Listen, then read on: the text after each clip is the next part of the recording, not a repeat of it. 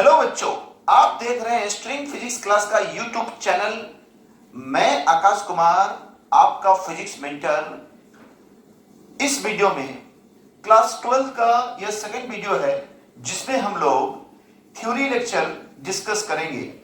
इसमें थ्योरी के साथ साथ कुछ न्यूमेरिकल हम लोग बताएंगे। चलिए, तो आज हमारा जो वीडियो लेक्चर स्टार्ट हो रहा है जिसमें हम लोग जो पिछले वीडियो में बात किए थे उससे आगे बात करेंगे। आज का हमारा टॉपिक है vector form of Coulomb's law. मैं टॉपिक का नाम लिख रहा हूं, आप लोग ध्यान देंगे।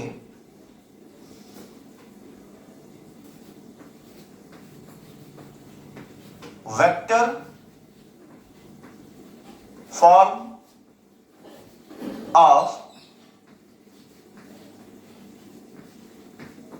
Coulomb's law.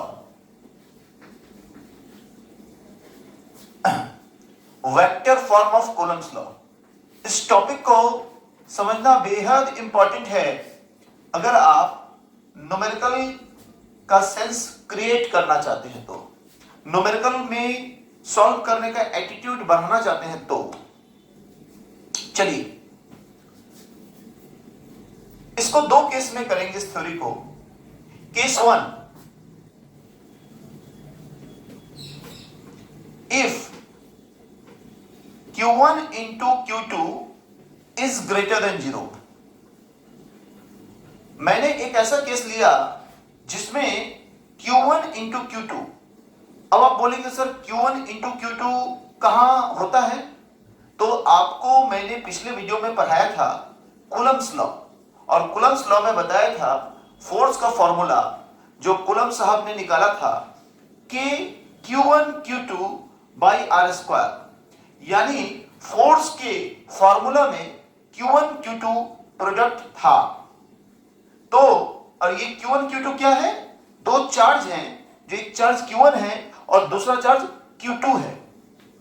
अब मैं यह मान रहा हूं कि अगर Q1 और Q2 का प्रोडक्ट यानी गुना ग्रेटर देन 0 हो, इसका मतलब यह हुआ कि product of the charges is positive. Greater than 0 का मतलब होता है पॉजिटिव, 0 से बड़ा। तो ये पॉजिटिव होने का मतलब ये है, कोई दो चीज का प्रोडक्ट पॉजिटिव कब होगा? जब दोनों पॉजिटिव हो या दोनों नेगेटिव हो। तो इस ग्रेटर देन 0 का सेंस यही है कि दोनों चार्ज या तो प्लस है या तो माइनस है। तो इसका मतलब यह हुआ कि यहां रिपल्सिव फोर्सेस लग रहे होंगे, रिपल्सिव फोर्सेस लग रहे होंगे।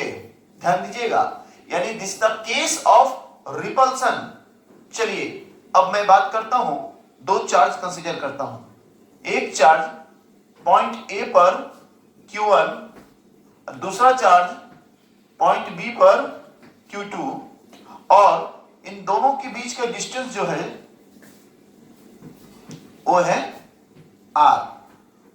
गौर करेंगे, मैं डायरेक्शन सेंस पे बात करूंगा आज, ठीक है। इन दोनों के बीच का डिस्टेंस है R। ये दोनों जो भी है, पॉजिटिव है तो दोनों पॉजिटिव, नेगेटिव है तो दोनों नेगेटिव, याद रखेंगे। यानी इसमें रिपल्सन लग रहा होगा। अब मैं आपको समझाना चाहता हूं रिपल्सन का मतलब क्या होता है। रिपल्सन का मतलब होता है ये B पर जो फोर्स लगेगा इस तरफ लगेगा और A पर फोर्स इस तरफ, यानी ये ऐसे, ये फेंका रहे होंगे, ये ऐसे इन पे फोर्स लग रहा होगा। इसका मतलब, इसको कहते हैं खिंचाना, इसको कहते हैं फेंकाना, यानी इसको कहते हैं अट्रैक्शन, इसको कहते हैं रिपल्सन। ध्यान देंगे, ये है अट्रैक्शन, ये है रिपल्सन। तो रिपल्सन होने का मतलब है इस पे फोर्स इधर, इस पे फोर्स इधर। तो मैं कह सकता हूं Q2 पे जो फोर्स लग रहा है वो इस तरफ है, यानी F21, इसको मैं लिखूंगा। और इस पे जो फोर्स है ये इधर लग रहा है, इसको मैं लिखूंगा F12। अब आप सोचेंगे कि सर F12 F21 क्या है, तो चलिए मैं इसको समझाऊं, आप भी नोट करते जाए साथ साथ, ठीक है। F12 और F21 क्या है? मैं मान रहा हूं let F12 is equal to force on Q1 due to Q2, यानी जो पहला अक्षर है 1, जो पहला नंबर है 1, ये पता चलता है उस पर फोर्स निकाल रहे हैं हम। लेकिन जो दूसरा नंबर है 2, इससे पता चलता है उसके द्वारा निकाल रहे हैं। यानी F12 का मतलब है फोर्स ऑन 1 ड्यू टू 2। जब दो चार्ज है एक दूसरे पे फोर्स लगा रहा है तो दोनों पे फोर्स हो सकता है नहीं है ही, मैग्नीट्यूड बराबर। लेकिन मैं जब डायरेक्शन की बात कर रहा हूं, डायरेक्शन अलग अलग है। तो F12 का मतलब फोर्स एक पर Q1 पर Q2 के द्वारा, फोर्स Q1 पे Q2 के द्वारा। तो जो Q1 पे फोर्स लग रहा है वो इस तरफ लग रहा है। बड़ा गौर करेंगे, न्यूमेरिकल बनाने में आसानी होगी आपको, ठीक है। फिर हम लोग बात करते हैं F21। F21 का मतलब है फोर्स ऑन Q2। मैं मिटा दूंगा तो आप नोट करते जाए, force on Q2 due to Q1, ठीक है। यानी बच्चों, आप घर बैठे भी बिना किसी कोचिंग और ट्यूशन जाकर भी IIT और मेडिकल की तैयारी कर सकते हैं, बशर्ते आप में जज्बा हो, आप मेहनत करने के लिए डिटरमाइंड हो, आप में कंसिस्टेंसी हो, आप में परसिस्टेंस हो और आप में कोई चीज बर्दाश्त करने की क्षमता हो। तो आप इस चैनल से लगातार थ्योरी और न्यूमेरिकल के वीडियो को देखकर अपने फिजिक्स के कंसेप्ट को डेवलप कर सकते हैं। इसके अलावा भी अगर आपको कोई प्रॉब्लम होगा तो आप अगर कमेंट बॉक्स में लिखेंगे तो मैं कोशिश करूंगा जल्द से जल्द उसका आंसर देने का, ठीक है। चलिए, तो मैं दो टर्मिनोलॉजी को माना, F12 क्या है? Force on Q1 due to Q2, यानी जो पहला वाला अक्षर है उस पर फोर्स निकाल रहे हैं दूसरे वाले अक्षर के द्वारा। यानी 1-2 का मतलब हुआ फोर्स एक पर 2 के द्वारा, फोर्स 2-1 का मतलब फोर्स 2 पर 1 के द्वारा, यानी फोर्स दूसरे वाले चार्ज पे 1 के द्वारा। तो जो पहला है उस पर हम निकाल रहे हैं, तो पहला यहां पे 2 है तो 2 पे फोर्स निकाल रहे हैं, पहला यहां 1 है तो 1 पे फोर्स निकाल रहे हैं, पहला यहां 2 है तो 2 पे फोर्स निकाल रहे हैं, लेकिन 1 के द्वारा, दूसरे वाले के द्वारा। इस बात को याद रखें, पूरी 12th में फिजिक्स में ऐसा यूज करेंगे हम लोग, ठीक है। Force on Q1 due to Q2, force on Q2 due to Q1। चलिए, अब मैं डिस्टेंस का डायरेक्शन आपको समझा रहा हूं। R12 जो वेक्टर होगा, देखिए आप कहीं गांव देहात या कहीं पर भी जाते हैं और कोई अनजान व्यक्ति आ जाता है, या आप गांव देहात में हैं, कोई अनजान व्यक्ति आ जाता है, कहता है फलनबा के घर केने बा, तो आप क्या कहते हैं कि इस मंदिर से जाइए उस चापाकल की तरफ, यानी डायरेक्शन आप जहां पर हैं वहां से आगे की देते हैं। याद रखिए, हम लोग डायरेक्शन कैसे बताते हैं लोगों को, हम जहां पर है उधर से उधर की तरफ। तो ये R12 का मतलब हुआ 1 से 2 की तरफ। गौर करेंगे, फोर्स में हमने ऐसा नहीं किया, फोर्स में फोर्स 1 पर निकालना था 2 के द्वारा, तो फोर्स 1 पर 2 के द्वारा, ध्यान दीजिए, तो हुआ फोर्स जिस पर निकालना था जिसके द्वारा, तो हमने लिखा फोर्स 1-2, ठीक है। ये 1 से 2 नहीं हुआ, 1 पर निकल रहा है 2 के द्वारा। लेकिन डिस्टेंस क्या होगा, जैसे R12 है यानी 1 से 2 की तरफ, क्लियर। तो R12 का मतलब distance from Q1 to Q2। बच्चों इसको नोट करते जाइए, मैं मिटाऊंगा, ध्यान देंगे। इधर मैं लिख रहा हूं R21 का मीनिंग होगा डिस्टेंस फ्रॉम Q2 टू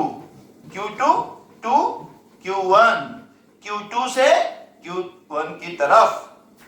बच्चों नोट करते जाएं। अब इस टर्मिनोलॉजी को मैं आगे नहीं लिखूंगा, इसी के आधार पर उपयोग करूंगा, यूज करूंगा।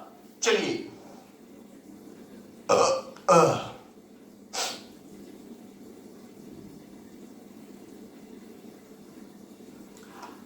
स्ट्रिंग फिजिक्स क्लास के YouTube चैनल के साथ जुड़े रहें। आपको लगातार थ्योरी और न्यूमेरिकल का वीडियो मिलते रहेगा, जिससे आप अपने कोर्स को कंप्लीट कर पाएंगे। ठीक है, अब ध्यान देंगे, मैं इसको मिटाता हूं। हाँ,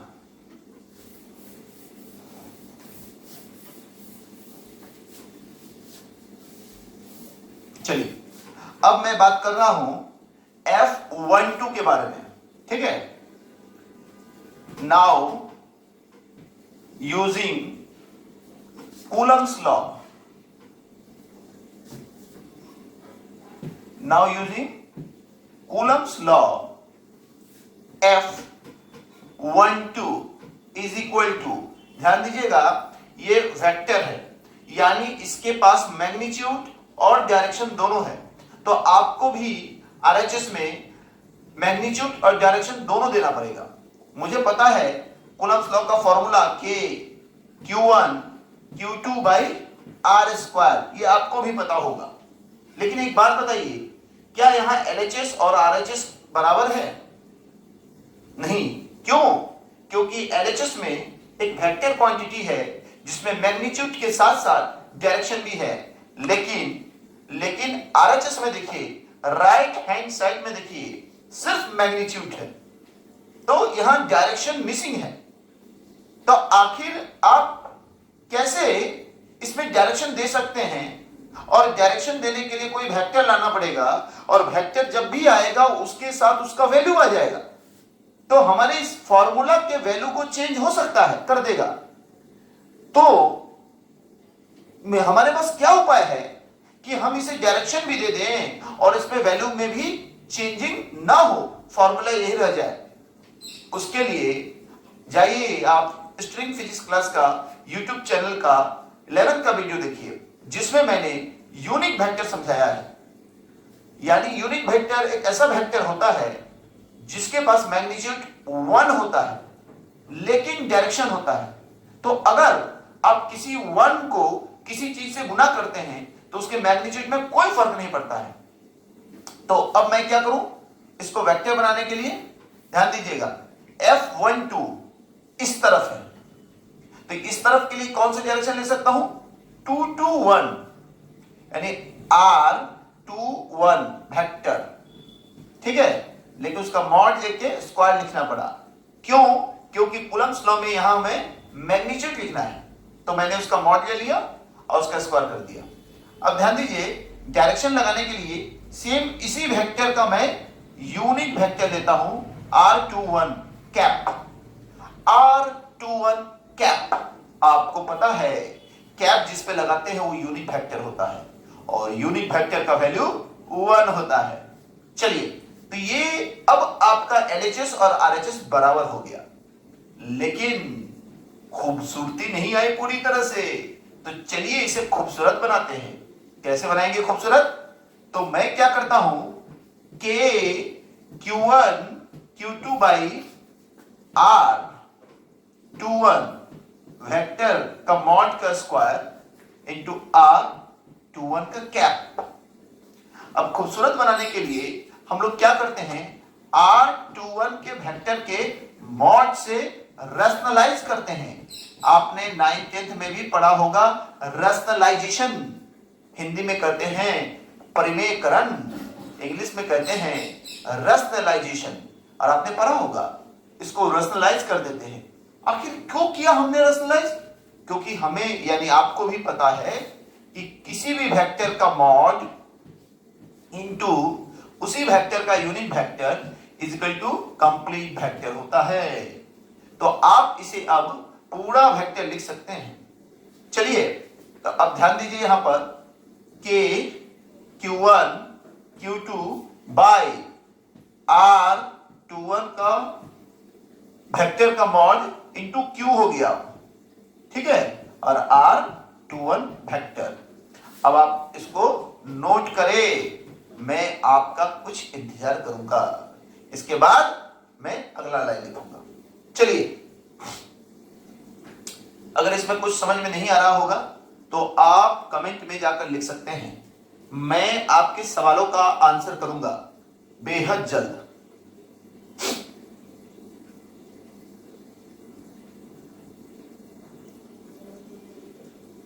बच्चों सारे टर्मिनोलॉजी को तरीके से आप उतारेंगे, गलती ना करेंगे।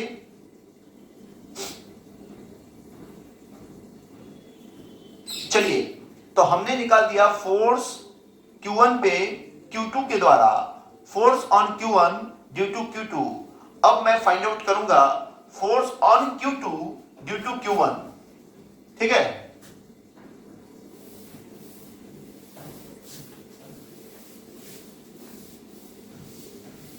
अब मैं फाइंड आउट करूंगा force on Q2 due to Q1। अब मैं निकालना चाहूंगा नाउ, अब यहां नाउ ना लिख के अगेन लिखता हूं, अगेन यूजिंग कूलम्स लॉ। ठीक है, वी हैव F21 का vector is equal to K Q1 Q2 by, अब ध्यान दीजिए F21 का डायरेक्शन किधर है, इस तरफ है, यानी 1 से 2 की तरफ। तो मैं लिख सकता हूं R12 वेक्टर का स्क्वायर, मॉड का स्क्वायर, इंटू R12 वेक्टर का कैप। तब ये वेक्टर फॉर्म में आ गया। लेकिन इसे और बेहतरीन बनाने के लिए K Q1 Q2 by R12 vector का मॉड स्क्वायर और R12 का कैप। अब मैं रैशनलाइज करता हूं R12 के मैग्नीट्यूड से, वेक्टर R12 के मैग्नीट्यूड से रैशनलाइज करता हूं, तो मुझे क्या मिलेगा, K Q1 Q2 by R12 vector का Q इंटू R12 वेक्टर। चलिए इसको नोट करें, ये थ्योरी बहुत इंपॉर्टेंट है सीबीएसई वाले के लिए भी, बिहार बोर्ड वाले के लिए भी और आईसीएसई बोर्ड वालों के लिए भी। इससे आपको डायरेक्शन सेंस समझ में आता है कूलम्स लॉ में, आखिर फोर्स का डायरेक्शन किस तरफ लग रहा है, क्यों। ठीक है,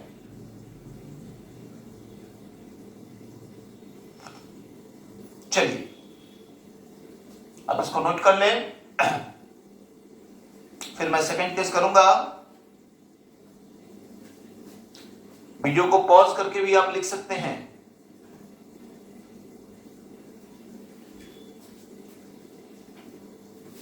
चलो बच्चों, ये हो गए अट्रैक्शन के, रिपल्शन के केस में। अब हम लोग बात करेंगे अट्रैक्शन का केस। ठीक है, अब हम लोग बात करेंगे अट्रैक्शन का केस। तो अट्रैक्शन के केस में क्या होगा, अपोजिट नेचर के लोगों में अट्रैक्शन होता है, अपोजिट नेचर के लोगों में अट्रैक्शन होता है। ठीक है, तो अपोजिट लोगों के नेचर, अपोजिट नेचर के लोगों में अट्रैक्शन होता है। तो चलिए, तो यानी ये बात नेचर भी वही नेचर भी वही करता है कि अपोजिट। ठीक है, तो अपोजिट यानी केस टू में मैं कंसीडर करता हूं if Q1 into Q2 is less than 0। अब आप समझे, Q1 इंटू Q2 यानी product of the charges less than 0 होने का मतलब है कि चार्ज के प्रोडक्ट का जो वैल्यू आएगा वो नेगेटिव है।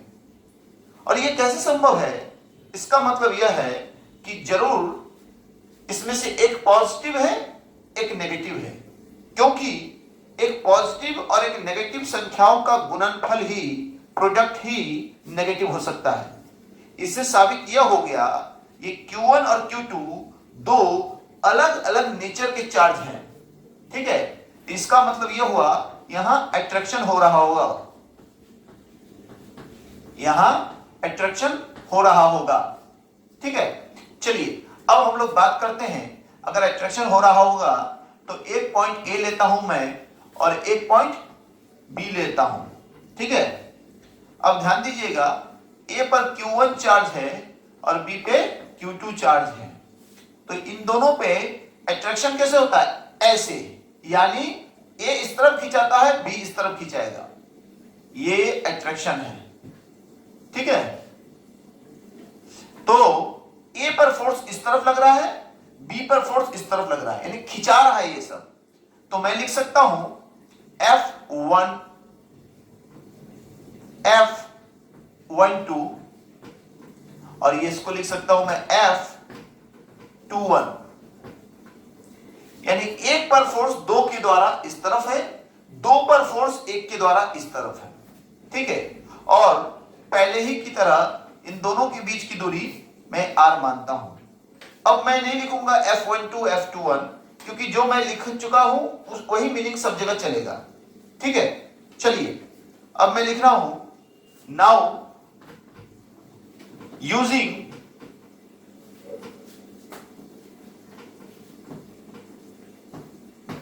Coulomb's law. अब मैं कूलम्स लॉ का उपयोग करता हूं तो F12 निकालना चाहता हूं। F12 is equal to force on Q1, यानी Q1 जो चार्ज है उस पर फोर्स दो के द्वारा।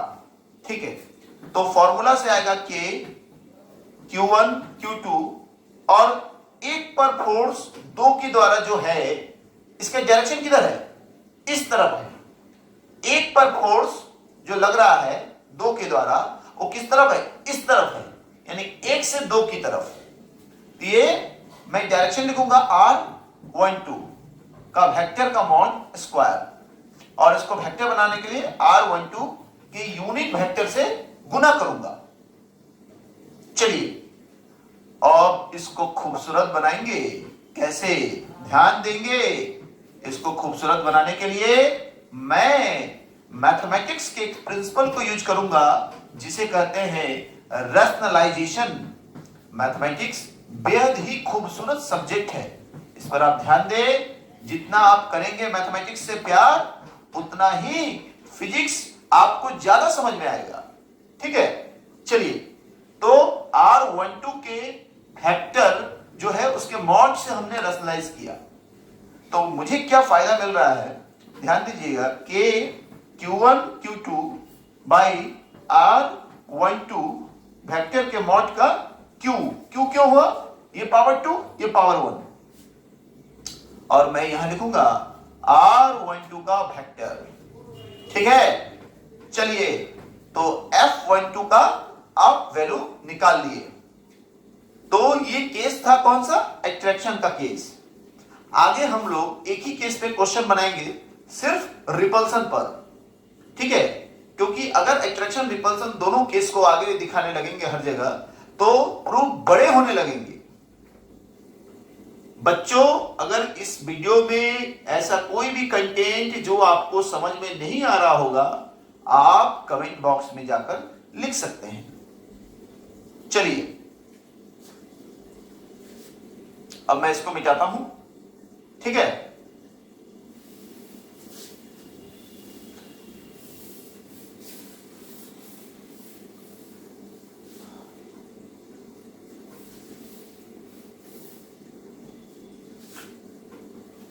अगेन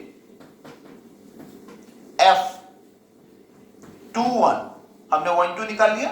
अब F21 का मतलब फोर्स दो पर एक के द्वारा, K Q1 Q2 बाई, अब ध्यान दीजिए इस फिगर में देखिए, दो पर फोर्स एक के द्वारा किस तरफ है? इस तरफ है, इस तरफ है, यानी दो से एक की तरफ, दो से एक की तरफ, यानी R21 का वेक्टर के मॉड का स्क्वायर और R21 का कैप। ठीक है, अब मैं इसको अगेन रैशनलाइज करूंगा। K Q1 Q2 R21 के वेक्टर के मॉड का स्क्वायर इंटू R21 का कैप, और R21 के मैग्नीट्यूड से, वेक्टर के मैग्नीट्यूड से मैं रैशनलाइज करूंगा। तो मुझे क्या मिलेगा, मुझे यह फायदा हो गया कि F21 इज इक्वल टू के Q1 Q2 by R21 Q और R21 का कंप्लीट वेक्टर। ध्यान दीजिएगा, F21 इज इक्वल टू के Q1 Q2 R21 वेक्टर के मॉड का Q इंटू R21 का वेक्टर। चलिए इसको आप नोट करें, इसको नोट करें।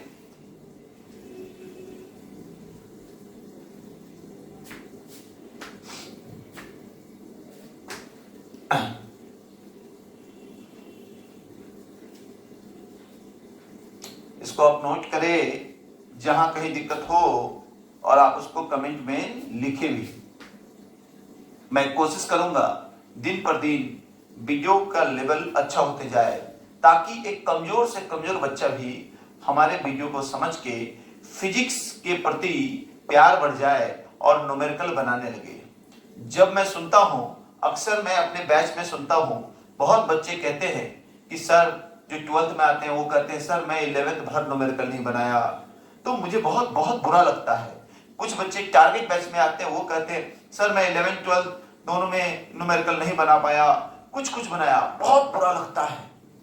न्यूमेरिकल नहीं बना पाना यह साबित करता है कि आपका थ्योरी में पकड़ कमजोर है।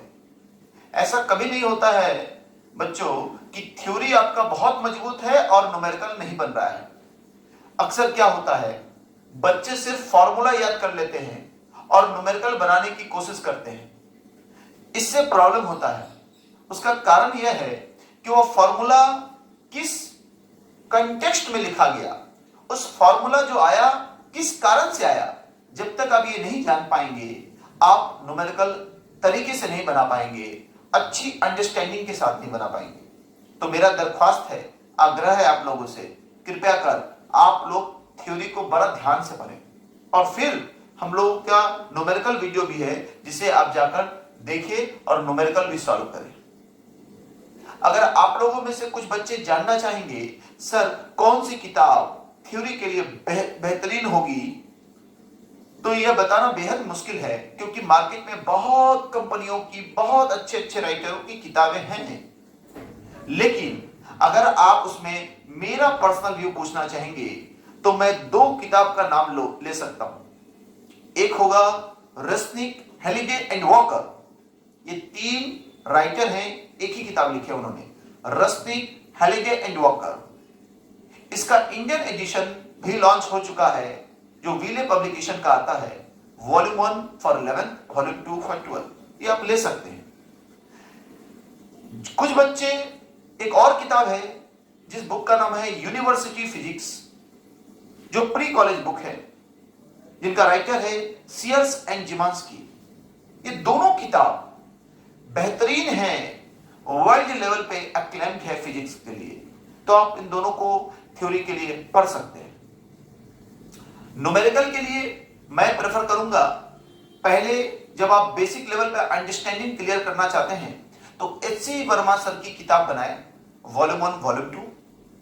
और अगर उससे ज्यादा आप आईआईटी मेंस एडवांस के लिए बेहतरीन पकड़ चाहते हैं, प्रैक्टिस चाहते हैं, तो अरिहंत पब्लिकेशन की डीसी पांडे की बुक आती है जो 5 वॉल्यूम में आती है, आप उसको बनाएं डिटेल। मैं ये नहीं कह रहा हूं कि जो बाकी बुक है मार्केट में वो अच्छी नहीं है, ऐसी बात नहीं है। सब बुक अपने आप में कुछ खूबियों को समेटे हुई है, लेकिन मेरा पर्सनल व्यू है, ये किताब मैं समझता हूं ऑलमोस्ट चीजों को कवर कर रही है, ऑलमोस्ट कंटेंट को कवर कर रही है। तो मैं जो भी प्रॉब्लम यहां डिस्कस करूंगा फिलहाल इन दो बुक से ही, और उसके बाद अगर प्रोसीड करूंगा तो रेस्निक, हेलिडे, वॉकर और आई.ई. इरोडोव मेरा बहुत ही पसंदीदा किताब है। मैं प्यार करता हूं इस किताब से। तो मैं मानता हूं अगर आप इरोडोव को सॉल्व करने लगेंगे अपने मेहनत से, तो फिजिक्स का कंसेप्ट बेहतरीन हो चुका होगा। तो बच्चों बहुत ज्यादा किताब ना बनाकर कॉन्सेप्ट पे पकड़ बनाएं और न्यूमेरिकल को प्रैक्टिस करें। चलिए, तो हमने केस 2 में F12 F21 डिस्कस कर दिया। अच्छा, इससे क्या पता चला? फोर्स का वैल्यू सेम आ रहा है लेकिन सिर्फ डायरेक्शन अपोजिट आ रहा है। ये इसका मतलब यह हुआ कि कूलम्ब्स लॉ भी न्यूटन्स थर्ड लॉ को फॉलो करता है। तो हम लोग कह सकते हैं hence we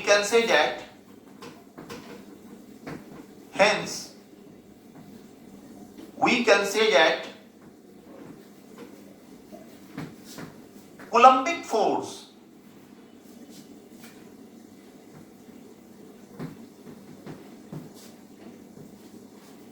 follows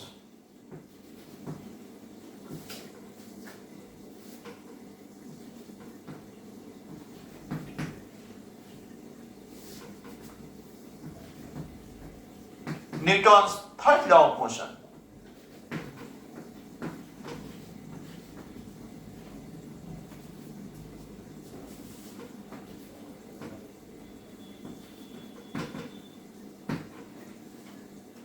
इसलिए अब हम लोग कह सकते हैं कि पीछे जो हम लोगों ने प्रूफ किया, इससे हम लोग कह सकते हैं कि कूलम्बिक फोर्स जो है, यानी कूलम्ब्स लॉ जो है, ये फॉलो कर रहा है न्यूटन्स के थर्ड लॉ को भी, क्योंकि कूलम्बिक जो फोर्स आ रहा है ये इक्वल और अपोजिट आ रहा है, तो यह न्यूटन्स के थर्ड लॉ को फॉलो करता है। तो यह आपका टॉपिक हो गया vector form of Coulomb's law. अब हम लोग सेकेंड टॉपिक के तरफ प्रोसीड कर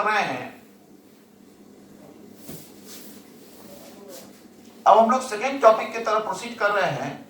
वह टॉपिक यह है, इसी कूलम्ब्स लॉ को हम लोग निकालेंगे इन टर्म्स ऑफ पोजीशन वेक्टर। इसी कूलम्ब्स लॉ को हम लोग डिराइव करेंगे इन टर्म्स ऑफ पोजीशन वेक्टर। अब कुछ बच्चे सोच रहे होंगे, सर वेक्टर तो सुना, पोजीशन वेक्टर क्या होता है? तो मैं आपसे आग्रह करूंगा, आप क्लास 11 के वीडियो को देखें हमारे चैनल पे, आपको वेक्टर चैप्टर में मिलेगा पोजीशन वेक्टर किसे कहते हैं। अब मैं आपको समझा देता हूं पोजीशन वेक्टर किसे कहते हैं। इसमें दो शब्द है, पोजीशन और वेक्टर। तो अगर कोई वेक्टर किसी पॉइंट का पोजीशन बताए, तो उस वेक्टर को उस पॉइंट का पोजीशन वेक्टर कहते हैं। ध्यान दीजिएगा, अगर मैं एक्स वाई कोऑर्डिनेट खींचूं और यहां पर एक कोई पॉइंट P है, इस P पॉइंट का कोऑर्डिनेट एक्स वाई है, तो अगर इस पॉइंट को मैं एक वेक्टर से दिखाऊं,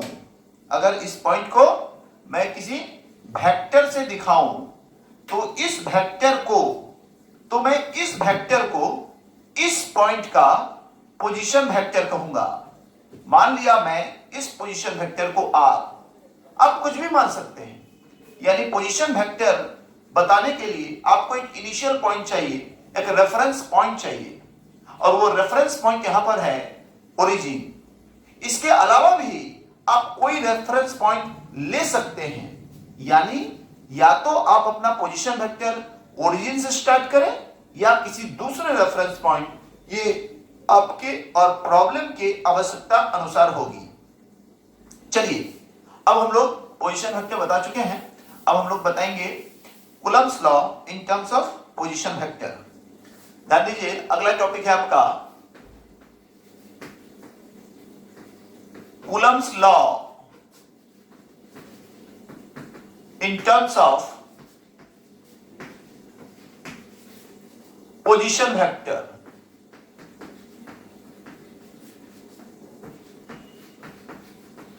Coulomb's law in terms of position vector, यानी कूलम्बिक फोर्स आपको निकालना है पोजीशन वेक्टर के टर्म में। ठीक है, क्लास 12 के एग्जाम में प्रूफ का बहुत इंपॉर्टेंस होता है, तो प्रूफ को ध्यान से देखें। चलिए, अब मैं एक कोऑर्डिनेट सिस्टम ट्रेस करता हूं। इसमें दो पॉइंट लेता हूं, एक पॉइंट ये, एक पॉइंट ये। ठीक है, अब ये दो पॉइंट पे, एक पे चार्ज देता हूं प्लस Q1, अब ये प्लस Q2। अब ध्यान रखेंगे, अब हम लोग अट्रैक्शन और रिपल्सन दो अलग अलग केस पे सेम थ्योरी को प्रूफ नहीं करेंगे। अब प्रूफ बढ़ता जाएगा, जिस कारण से अब हम लोग सिर्फ रिपल्सन थ्योरी पे प्रूफ करेंगे, और वो भी रिपल्सन थ्योरी में सारे चार्ज को हम लोग प्लस ही कंसीडर करेंगे। मैं ऐसा नहीं कह रहा हूं कि हर जगह प्लस ही कंसीडर करना है, आप माइनस भी कंसीडर करके प्रूफ कर सकते हैं। ये कोई लॉ नहीं है कि प्लस ही करना है, लेकिन आसानी के लिए, for the sake of simplicity, हमारे टेक्स्ट को आसान बनाने के लिए, सारे के प्रूफ को सेम जैसा रखने के लिए हम लोग सेम सेंस को एक्वायर कर रहे हैं, प्लस प्लस। ठीक है, आप माइनस माइनस लेके भी प्रूव कर सकते हैं, प्लस माइनस लेके भी कर सकते हैं, आपका गलत नहीं होगा, सिर्फ डायरेक्शन बदल जाएगा। तो अगर 2-3 किताब में सेम प्रूफ का अलग अलग डायरेक्शन हो तो बच्चों को पढ़ने में दिक्कत होगी, इसलिए सेम सेंस को, सेम डायरेक्शन को सारे बुक में एडॉप्ट किया गया, यानी for the sake of simplicity, आसान बनाने के लिए। चलिए, अब ये मैं Q1 जो पॉइंट है, Q1 जो चार्ज है इस पॉइंट पर, Q2 जो चार्ज है इस पॉइंट पर, इस पॉइंट को मैं A मान लेता हूं और इस पॉइंट को B मान लेता हूं। अब इसका पोजीशन वेक्टर मुझे कंसीडर करना पड़ेगा, तो ध्यान दीजिएगा, ये इसका पोजीशन वेक्टर होगा और ये इसका पोजीशन वेक्टर होगा, और पोजीशन वेक्टर का एरो हमेशा पॉइंट की तरफ होता है। पोजीशन वेक्टर का एरो हर वक्त पॉइंट की तरफ होता है, जिस पॉइंट का आप पोजीशन दिखा रहे हैं। ठीक है, गौर कीजिएगा, इसका पोजीशन वेक्टर मैं लिखता हूं R1, इसके पोजीशन वेक्टर का नाम लिखता हूं R2, और यह है आपका ओरिजिन। अब ध्यान दीजिए, ये दोनों प्लस चार्ज है तो रिपल्सन हो रहा होगा, यानी B पर फोर्स ऐसे, A पर फोर्स ऐसे। मेरे हाथ को ध्यान से देखिए, ऐसे, यानी B पर फोर्स इस तरफ लग रहा होगा। ठीक है, B पर फोर्स इस तरफ लग रहा होगा। तो आपको मैंने क्या बताया था, जिस पर फोर्स लगेगा उसको पहले, जिसके द्वारा लगेगा उसको बाद में। यानी 2 पर फोर्स लगा तो F2 और 1 के द्वारा लगा तो F21। अब इसमें वेक्टर साइन दे दीजिए। अब मैं इस लाइन को ज्वाइन कर देता हूं, इस लाइन को मैंने ज्वाइन कर दिया, और यही वेक्टर को मैं बोलूंगा R12, क्योंकि 1 से 2 की तरफ है। R12 क्योंकि 1 से 2 की तरफ है। ध्यान दीजिएगा, इसको आप नोट करें, और ये एरो को मैं पीछे भी करके लिख सकता हूं ऐसे। ठीक है, इसको आप नोट करें, इस फिगर को नोट करें तरीके से। चलिए, मैं लिखता हूं कुछ language. Let us consider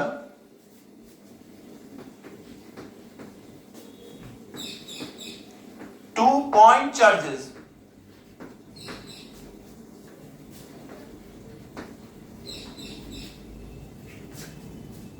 plus Q1 and plus Q2 at points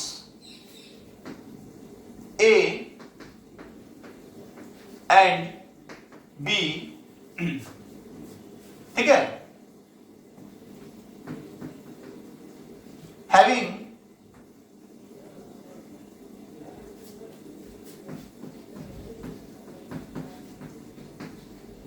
position vectors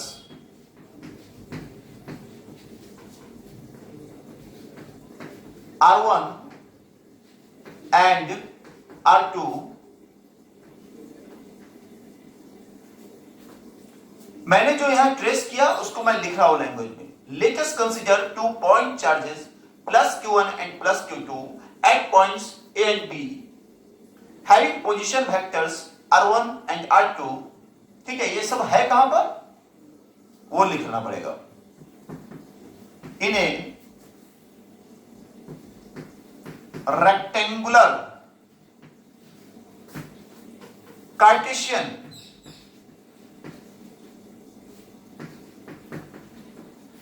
coordinate system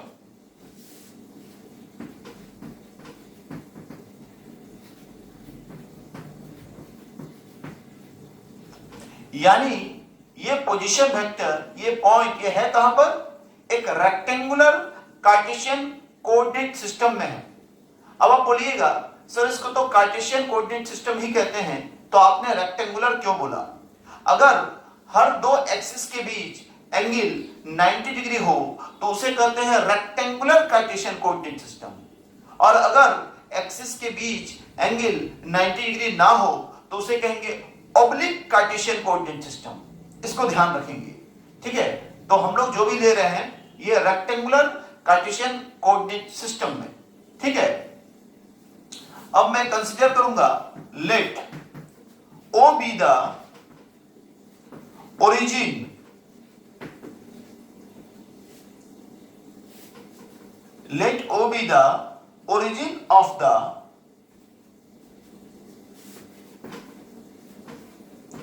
coordinate system.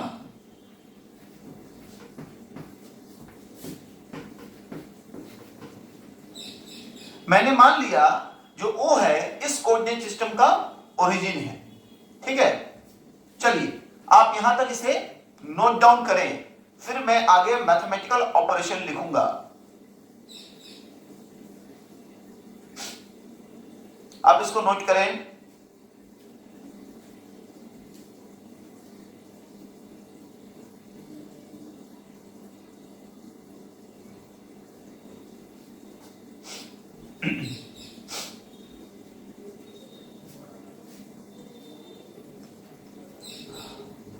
ठीक है, मुझे उम्मीद है आप नोट कर चुके होंगे, तो मैं इसे मिटाता हूं। तो हमें क्या निकालना है? फोर्स। पहले किस पे? 2 पर। किसके द्वारा? 1 के द्वारा। देखिएगा कैसे निकालूंगा। उसके लिए सबसे पहले मैं triangle law of vector addition का यूज करूंगा, ठीक है? Now in triangle OAB, now in triangle OAB, vector OA plus vector AB should be equal to vector OB। ध्यान दीजिएगा, ट्रायंगल ऑफ वेक्टर एडिशन कहता है अगर कोई दो वेक्टर एक सेंस में जा रहा है, जो तीसरा वेक्टर उसका विरोध करेगा यानी ऑपोजिट सेंस में होगा, वो उन दोनों का सम कहलाएगा। तो ROA और AB एक तरफ जा रहा है और OB उसको विरोध कर गया यानी उसको वो ऑपोजिट सेंस में आ गया, और जो ऑपोजिट सेंस में आ गया वही उसका रिजल्ट हुआ या सम हुआ। तो अब मैं यहां से AB निकाल सकता हूं, vector AB equal to vector OB minus vector OA, और आप AB को लिखते हैं R12, यानी ये है R12 इक्वल टू OB है, यहां ध्यान दीजिए R2, और OA है R1, और इसको मैं लिख सकता हूं R2 vector minus vector R1। चलिए मैं इसे घेर देता हूं ताकि आप इसको ध्यान से समझ पाए, ठीक है? तो ये इसको मैं 1 कर देता हूं, 1, ठीक है? अब देखिए, नाउ यूजिंग कूलम्स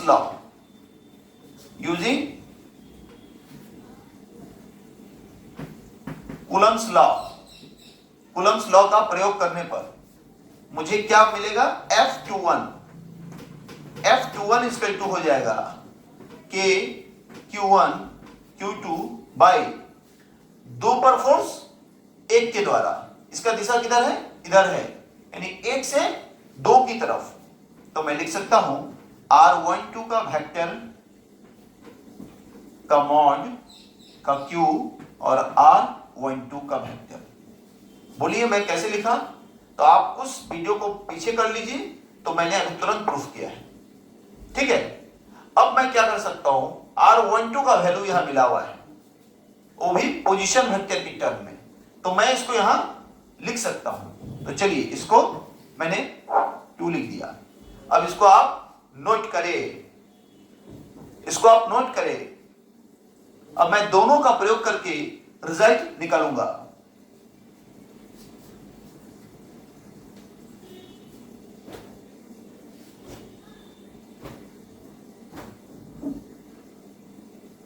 चलिए, शायद आप नोट कर चुके हैं,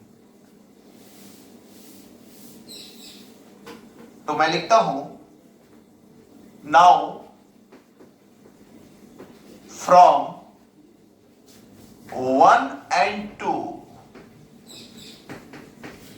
we have, हमें क्या प्राप्त हो रहा है? F21 निकाला था मैं। F21 is equal to K Q1 Q2 by, ध्यान दीजिए, R12 के वेक्टर का Q और R12 का वेक्टर ये है, यानी R2 का वेक्टर माइनस R1 का वेक्टर Q इंटू ब्रैकेट में R2 माइनस R1। नोट करें इसको, आप इसको नोट करें, बेहद ही इंपॉर्टेंट प्रूफ है, ठीक है, बेहद ही इंपॉर्टेंट प्रूफ है।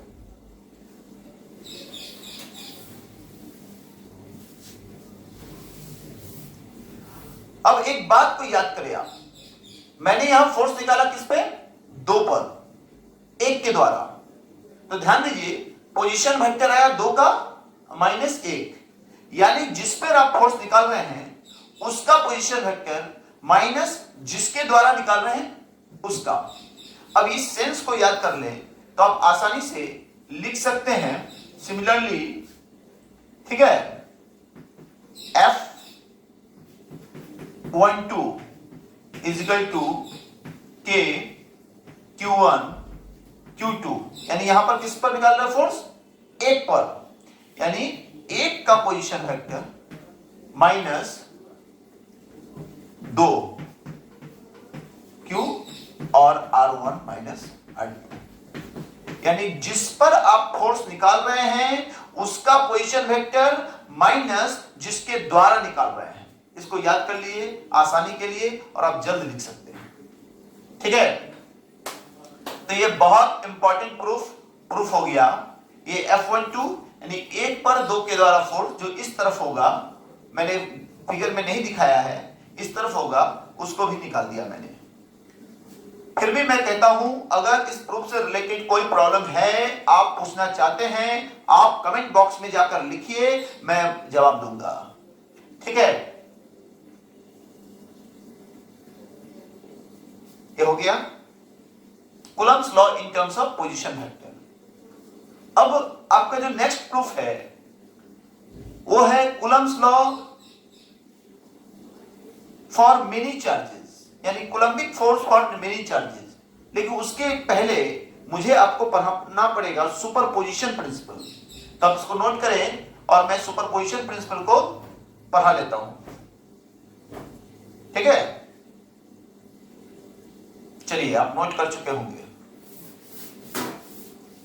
तो हम लोग अब सुपरपोजिशन प्रिंसिपल को लिखते हैं।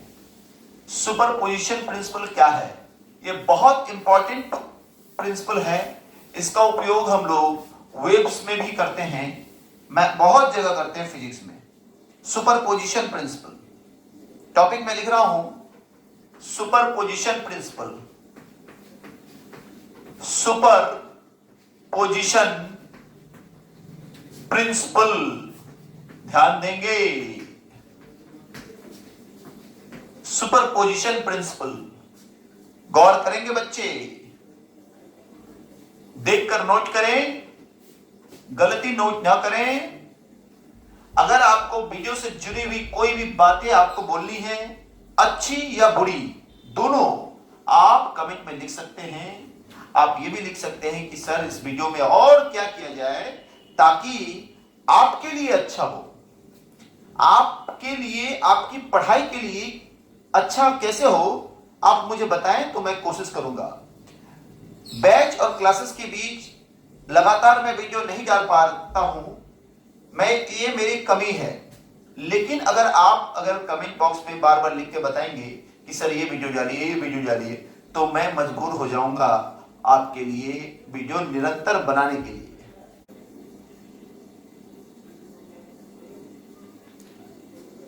चलिए बच्चों, तो हम लोगों ने लिख दिया superposition principle.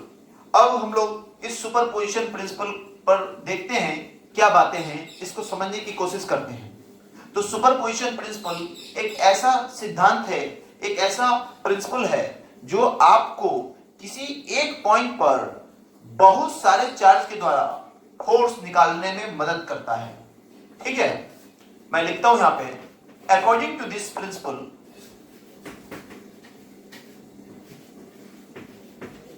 according to this principle,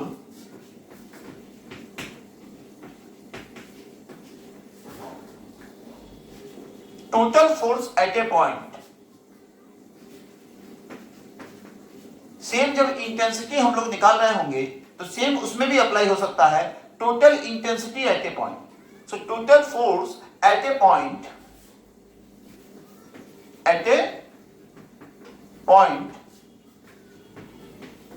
और चार्ज भी आप लिख सकते हैं इसको। ठीक है, ड्यू टू मेनी चार्जेस, अगर उस चार्ज के आसपास बहुत सारे चार्ज हैं, due to many charges is equal to the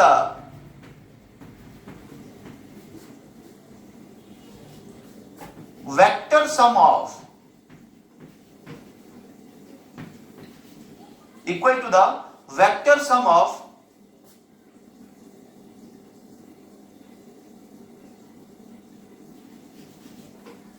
individual, all नहीं, individual, vector sum of individual forces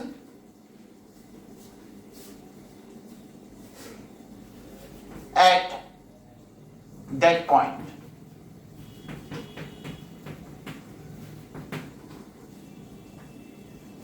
ठीक है, इसका मतलब यह हुआ, अगर कोई एक पॉइंट है जिसपे चार्ज Q1 है, अगर कोई एक पॉइंट है जिसपे चार्ज मान लेते हैं Q1 नहीं Q0 है, और बहुत सारे चार्ज हैं जैसे Q1, Q2, Q3, तो Q1 प्लस है, ये भी प्लस है, ये भी प्लस है, तो Q1 जो है एक फोर्स लगा रहा है Q0 पे इस तरफ, Q2 जो है ये फोर्स लगा रहा है इस तरफ, Q3 जो है ये भी फोर्स लगाया है इसमें इस तरफ। तो इस पर जो टोटल फोर्स होगा Q0 पे, टोटल फोर्स जिसको हम F0 लिख सकते हैं, वो F0 होगा F01, यानी Q0 पे फोर्स एक के द्वारा, यानी एक वाले चार्ज के द्वारा, Q0 पे फोर्स दो वाले चार्ज के द्वारा, प्लस Q0 पे फोर्स तीन वाले चार्ज के द्वारा।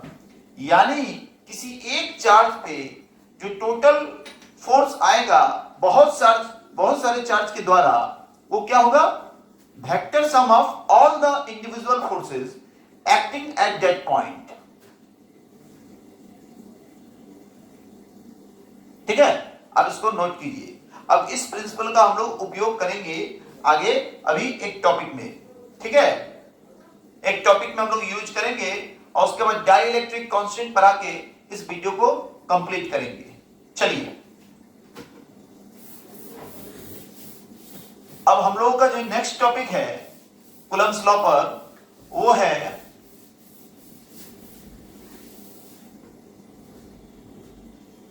उस टॉपिक का नाम है force at A point, force at a charge due to many charges, many या n charges, यानी किसी एक पॉइंट पे फोर्स, किसी एक चार्ज पे फोर्स बहुत सारे चार्ज के द्वारा। अभी तक हमने एक चार्ज पे एक चार्ज के द्वारा फोर्स निकाला था, अब मैं एक चार्ज पे बहुत सारे चार्ज के द्वारा फोर्स निकाल रहा हूं। ठीक है, इस पॉइंट को लिखे, बहुत इंपॉर्टेंट है। बिहार बोर्ड वालों को एग्जामिनेशन में ये कई बार पूछा जा चुका है बोर्ड में। ठीक है, ध्यान देंगे। अब ध्यान दीजिएगा, मैं एक डायग्राम बना रहा हूं। यहां पर एक चार्ज प्लस Q0 लिया, जिस पे मुझे फोर्स निकालना है, जिस पे मुझे फोर्स निकालना है। ये P पॉइंट है मान लेते हैं, और इसका पोजीशन वेक्टर R0 है। ठीक है, जीरो को मैं नॉट पढ़ रहा हूं, R0। ठीक है, अब ध्यान दीजिएगा, इस पर जो फोर्स लगाएगा, ये प्लस Q1 एक चार्ज है, इसका पोजीशन वेक्टर R1 है। ठीक है, अब ध्यान दीजिएगा, एक दूसरा भी चार्ज प्लस Q2 है, इसका पोजीशन वेक्टर R2 है। इस तरह से एक दो नहीं, n चार्ज हैं जो इस P पॉइंट पे फोर्स लगा रहा होगा। ठीक है, अब गौर करेंगे, Q1 इस प्लस है और Q0 भी प्लस है, तो ये इस पे फोर्स इस तरफ लगा रहा होगा, रिपल्सिव फोर्स। ये भी इस पे ऐसे लगा रहा होगा, रिपल्सिव फोर्स। ठीक है, इस फिगर, इस डायग्राम को बनाइए आप।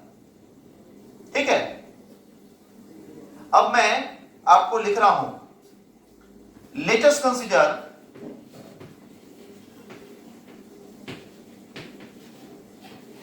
ठीक है n चार्जेस। देखिए, इस चार्ज A पॉइंट मान लेता हूं मैं इसको A1, इस चार्ज का जो पॉइंट है A2, इस तरह n चार्ज के लिए AN तक जाएगा। Let us consider n charges plus Q1 comma plus Q2 comma plus Q3 comma dot dot dot, मतलब लगातार कंटिन्यू, प्लस Qn। मतलब आपने इतने चार्ज को माना, Q1 Q2 Q3 Q4 dot dot dot Qn तक। ठीक है, एट पॉइंट्स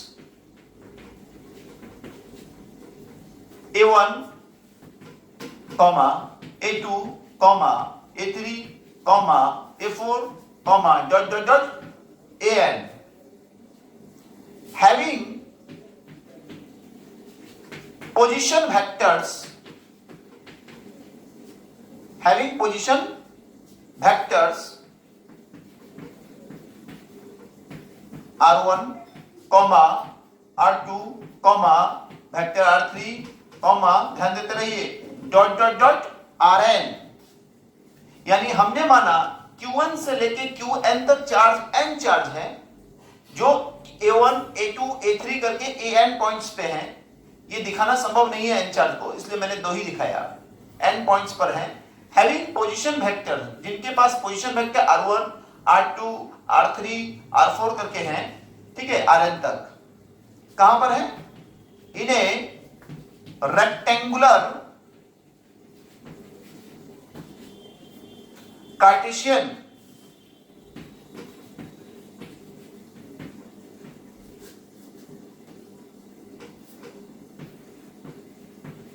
कोऑर्डिनेट सिस्टम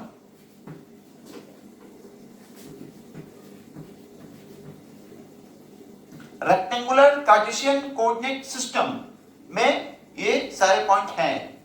ठीक है, now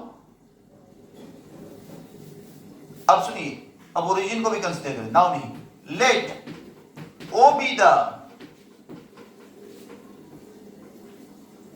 origin of the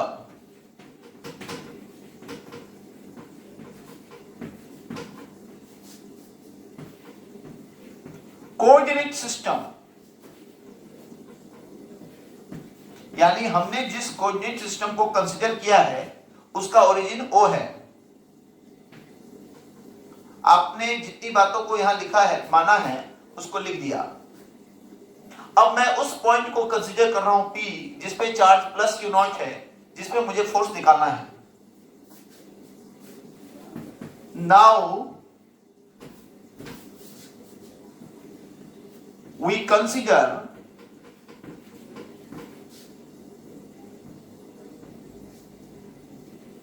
a point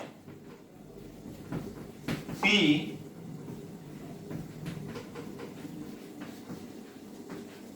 having charge, आप इसको उतार लें, मैं इसको मिटाकर फिर आगे लिखूंगा। बोर्ड छोटा पड़ जा रहा है। जैसे जैसे हम लोग का चैनल बड़ा होगा, हम लोग इसके लिए एक डेडिकेटेड स्टूडियो बनाएंगे जिसमें एक डेडिकेटेड बोर्ड भी लगाया जाएगा ताकि बच्चों आपको प्रॉब्लम ना हो। फिलहाल इसी से एडजस्ट करें, इसको नोट करें पूरा। फिर भी जो समझ में नहीं आ रहा होगा आप कमेंट में लिखेंगे तो मैं समझा दूंगा। ध्यान दीजिएगा। Now we consider a point P having charge. अब आगे लिखता हूं मैं।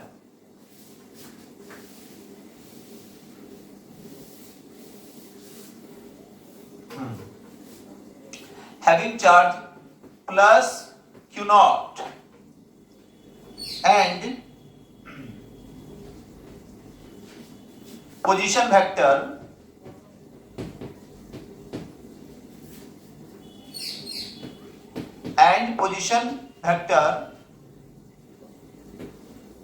R naught in the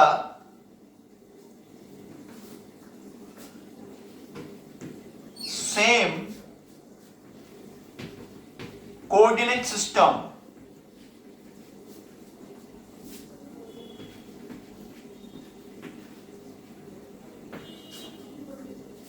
now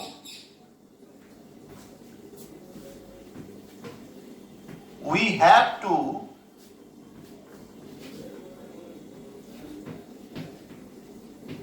determine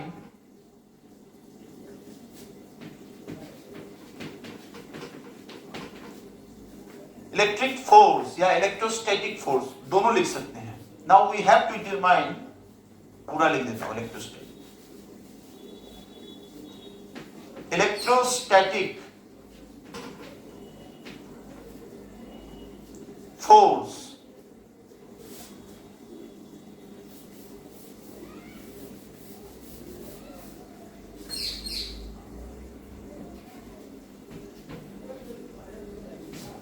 at point P due to given charges। ठीक है, अब हमने क्या लिखा? अब मुझे P पॉइंट पर दिए हुए चार्ज के द्वारा फोर्स निकालना है। तब मैं क्या करूंगा? सुपरपोजिशन प्रिंसिपल का यूज करूंगा। ठीक है, now using superposition principle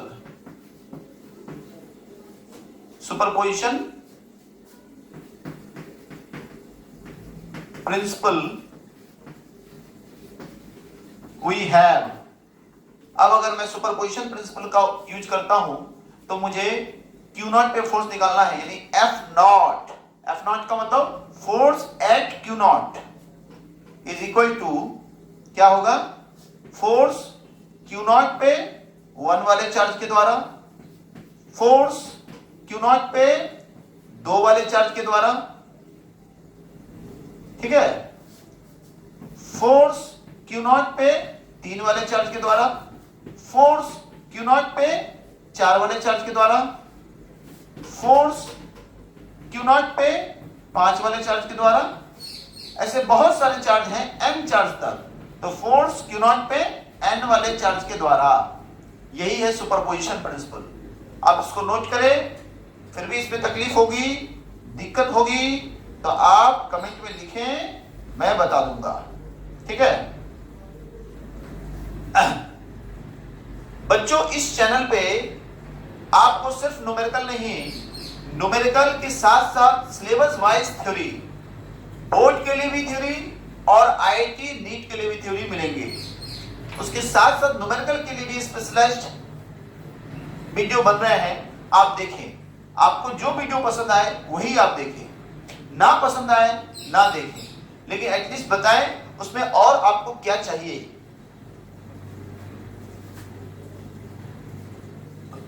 चलिए अब मैं क्या करता हूं, अभी सारे इंडिविजुअल फोर्स को निकालूंगा, फाइंड आउट करूंगा।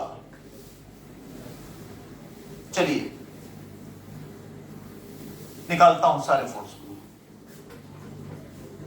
अब ध्यान दीजिए, vector F naught equal to K, देखिए यहां पर दो चार्ज है।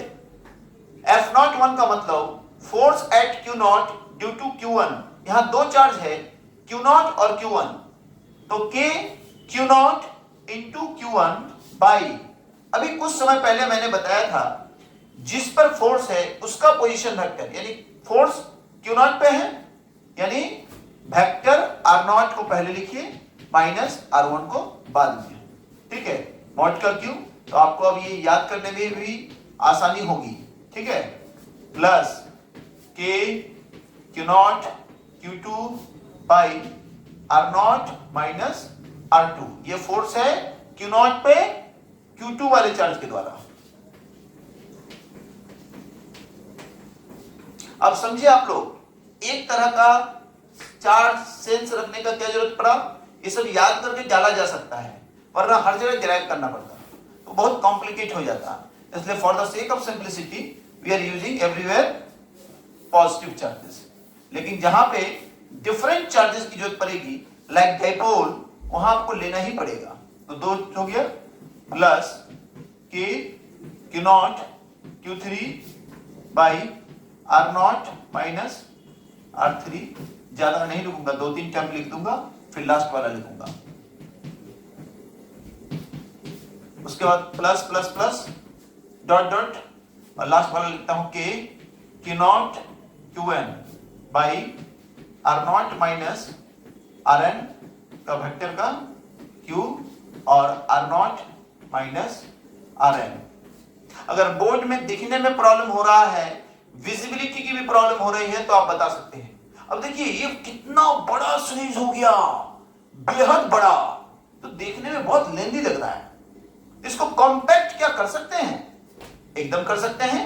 मैथमेटिक्स में ये तरीका है आपके पास, जिसको सिग्मा कहते हैं। चलिए तो अब लिख रहे हैं हम लोग F not is equal to के total force F q not पे कितना हो जाएगा, सिग्मा, ठीक है, के क्यू नॉट क्यू आई, ध्यान दीजिएगा R naught minus R I का मॉड का क्यू और R naught minus R I. अब आई का जो मैग्नीट्यूड है 1 से लेके n तक है, तो आप इसको अब नोट कर लें।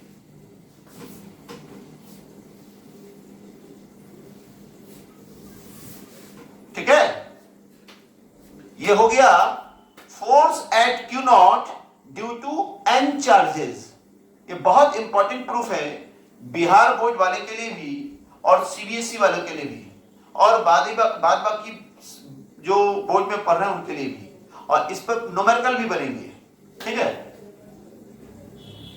इसको नोट कीजिए।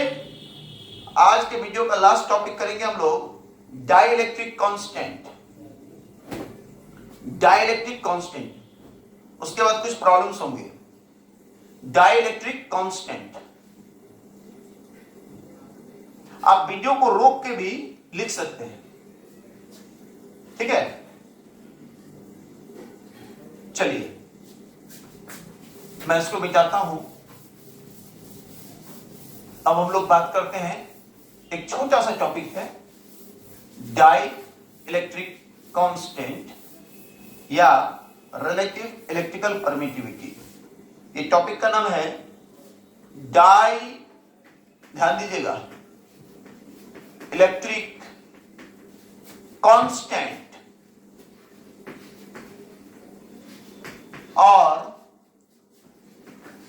relative electrical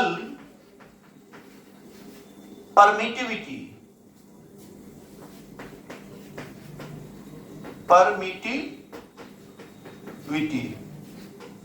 डाइलेक्ट्रिक कांस्टेंट और मतलब या इंग्लिश वाला और डाइलेक्ट्रिक कांस्टेंट और रिलेटिव इलेक्ट्रिकल परमिटिविटी, ये क्या है? अगर कोई दो चार्ज है आपके पास फ्री स्पेस में, मान लेते हैं प्लस Q1 और प्लस Q2, और इन दोनों के बीच की कोई दूरी है R, लेकिन ये जो चार्ज है कहां है? फ्री स्पेस में। फ्री स्पेस आप किसको कहते हैं? एयर या वैक्यूम को कहते हैं। तो अगर कोई दो चार्ज Q1 और Q2 आपके पास फ्री स्पेस में है, प्लस भी हटा ही दीजिए, Q1 और Q2 कोई दो चार्ज फ्री स्पेस में है, R डिस्टेंस में है, तो इन दोनों के बीच जो फोर्स लग रहा है वो होगा F0 इसका to K Q1 Q2 by R square. मैं इसे वेक्टर फॉर्म में नहीं लिख रहा हूं। यहां F0 का मतलब ये नहीं है कि फोर्स एट Q0, यहां F0 का मतलब है नॉट फ्री स्पेस के लिए बता रहे हैं, ठीक है। अब ध्यान दीजिए K का वैल्यू क्या हो जाएगा यहां पर 1 by 4 pi epsilon not Q1 Q2 by 4 pi epsilon not R square, ये क्या हो गया? F0। Clear? Q1 Q2 by 4 pi epsilon not R square, ये फ्री स्पेस में। अगर सेम दो चार्ज को Q1 और Q2 को, ठीक है, रख दिया जाए किसी दो पॉइंट A और B, इसको भी मैं A और B ही कह रहा हूं, A और B पर, और ये दोनों सेम दूरी R पर हो, ये सेम दो चार्ज को सेम दूरी R दूरी पर रख दिया जाए, लेकिन ये मीडियम बदल दिया जाए। फ्री स्पेस की जगह मैं कोई मीडियम ले लेता हूं, एनी मीडियम, यहां वाटर भी हो सकता है, ग्लास हो सकता है, एनी मीडियम, कोई लिक्विड हो सकता है सर्टेन विस्कोसिटी का, कुछ भी हो सकता है। तो किसी मीडियम में अगर ले लेता हूं तो फोर्स क्या लग रहा होगा यहां पे? Fm लिखेंगे। यहां F0 मतलब फ्री स्पेस में फोर्स, इसलिए F0 लिखा। Fm मतलब फोर्स इन एनी मीडियम, क्या आ जाएगा? Q1 Q2 बाई यही 4 पाई एप्सिलॉन आएगा, लेकिन ये एप्सिलॉन नॉट नहीं आएगा, क्योंकि एप्सिलॉन जो है इलेक्ट्रिकल परमिटिविटी है फ्री स्पेस का, यानी इलेक्ट्रिक चार्ज को अलाउ करने का क्षमता है कोई भी मीडियम का, ठीक है। तो ये फ्री स्पेस के लिए है, ये मीडियम के साथ बदलता है। तो आप यहां लिखेंगे 4 पाई एप्सिलॉन m, एप्सिलॉन एक ग्रीक सिंबल है, ग्रीक अल्फाबेट है, ठीक है, एप्सिलॉन m R स्क्वायर, ठीक है, एप्सिलॉन m R स्क्वायर, इस बात को ध्यान रखेंगे। चलिए Q1 Q2 by 4 pi epsilon m R square, यानी यहां एप्सिलॉन का चेंज हुआ। तो अगर हम इन दोनों फोर्स का रेशियो निकालें F0 बाई Fm, ये क्या आएगा? Q1 Q2 by 4 pi epsilon not R square into 4 pi epsilon m R square by Q1 into Q2, ठीक है। तो अब देखिए Q1 Q2 कैंसिल आउट हो गया, 4 पाई कैंसिल आउट हो गया, R स्क्वायर कैंसिल आउट हो गया। आपको क्या मिला? आपको मिला epsilon m by epsilon not, जिसे आप कह सकते हैं एप्सिलॉन r या k से भी डिनोट किया जाता है।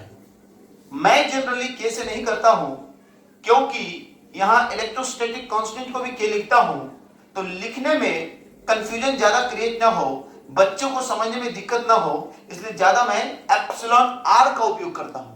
एप्सिलॉन r का मतलब है रिलेटिव इलेक्ट्रिकल परमिटिविटी, ठीक है। आप इसको नोट करें,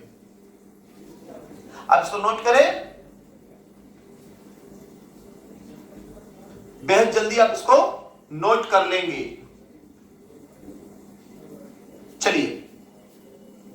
अब मैं इसको लिखाऊंगा आपको लैंग्वेज में,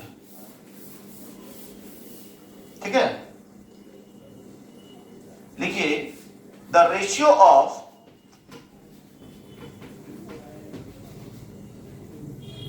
फोर्स ऑफ इंटरेक्शन, यानी फोर्स ऑफ इंटरेक्शन। इंटरेक्शन मैंने क्यों कहा, या तो इंटरेक्शन हो सकता है और रिपल्सन, मैं लिख देता हूं।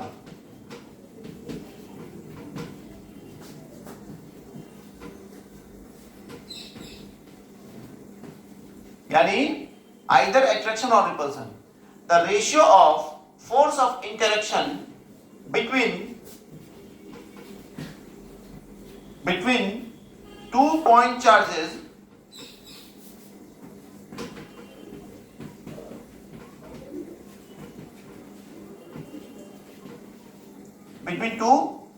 charges placed some distance apart in free space, ठीक है। फ्री स्पेस मतलब या तो एयर या तो वैक्यूम, इसको नोट करें। The ratio of force of interaction, interaction का मतलब आइदर अट्रैक्शन और repulsion, between 2 point charges placed some distance apart in free space। हो गया, चलिए इधर मैं मिटा देता हूं। To the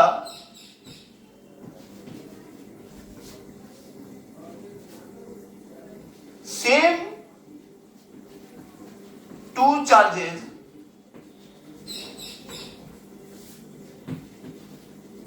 placed same distance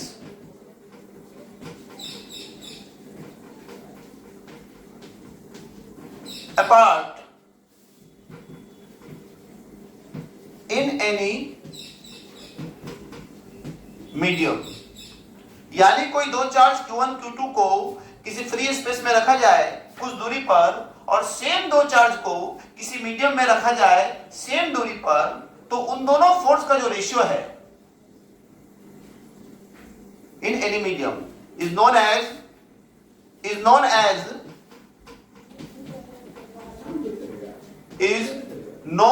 as relative electrical permittivity।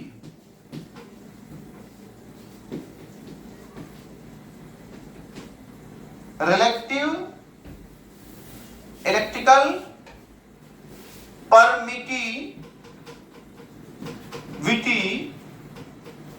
or dielectric constant।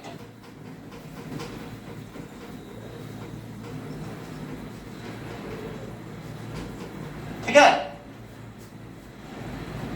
अब इसको नोट कीजिए, आप इसको नोट कर लीजिए, या वीडियो को पॉज करके भी आप नोट कर सकते हैं। आप वीडियो को पॉज करके भी नोट कर सकते हैं।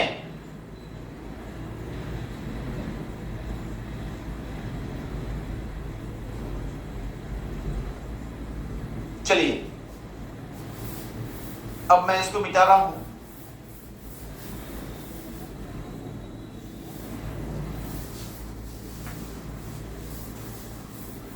अब इसको मैं दूसरे टर्म में इसकी डिफाइन कर दे रहा हूं।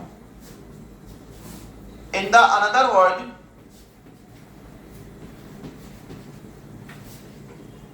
in the other world,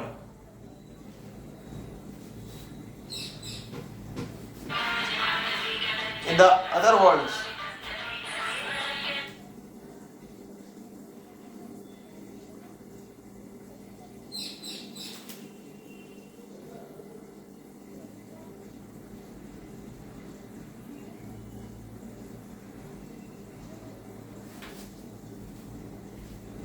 बच्चों नोट करें,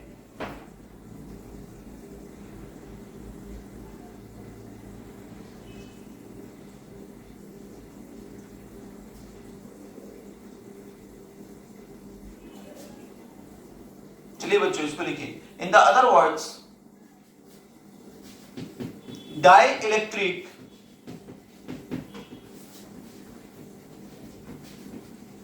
constant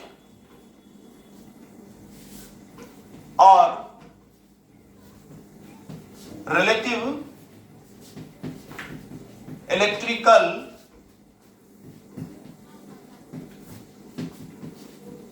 permittivity may be defined as the ratio of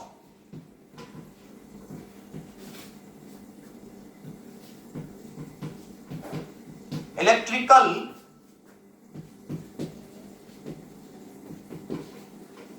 permittivity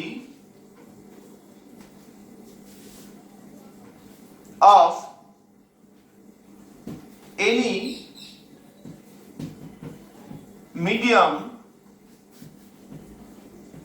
to the free space.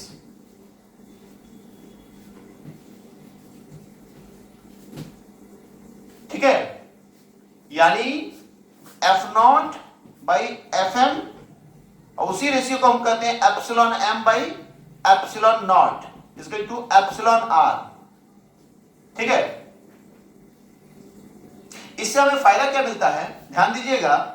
अगर कहीं पे हमने निकाला F M equal to Q1 Q2 by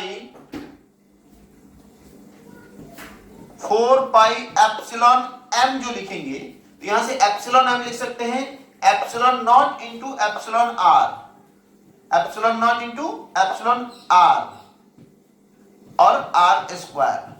तो अब गौर करेंगे ये क्या टर्म हो गया,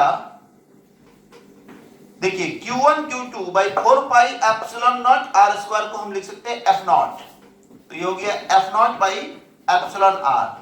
तो यानी इसका मतलब यह हुआ, अगर कोई दो चार्ज को फ्री स्पेस में रखा जाए, उसमें जितना फोर्स लग रहा होगा सेम डिस्टेंस पे अगर उसी दो चार्ज को किसी मीडियम में रखा जाए तो उसमें फोर्स डिक्रीज कर जाएगा।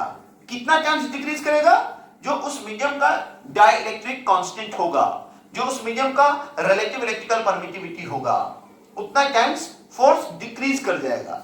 इसका यूज हम लोग न्यूमेरिकल में करेंगे, आप इसको नोट कर लीजिए, फिर इस पर हम लोग कुछ न्यूमेरिकल भी करेंगे।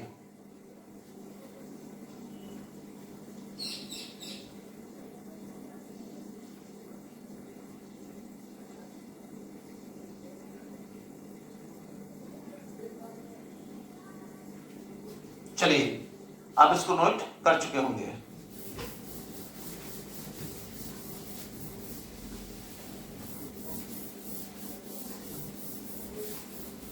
अब हम लोग इस पर कुछ न्यूमेरिकल करेंगे।